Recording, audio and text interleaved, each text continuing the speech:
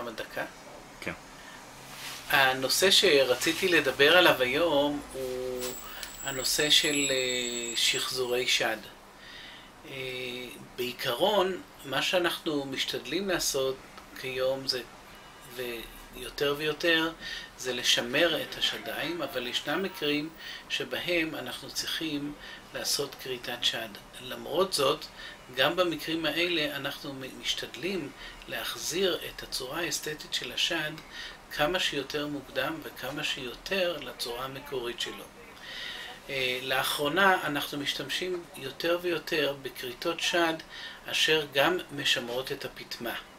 את הדבר הזה אנחנו יכולים לעשות כאשר מתקיימים שני תנאים.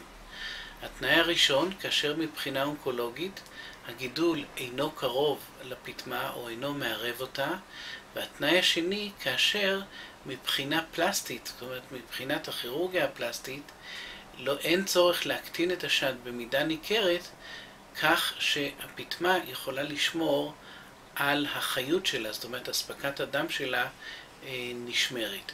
במקרים האלה אנחנו משתדלים לעשות ניתוח שמצד אחד אמנם אנחנו כורתים את הרקמה הפנימית של השד שהיא הרקמה הבעייתית, ומצד שני משמרים את המעטפת החיצונית כולל הפטמה ומשחזרים באמצעות שתל או לפעמים גם על ידי הרקמה העצמונית.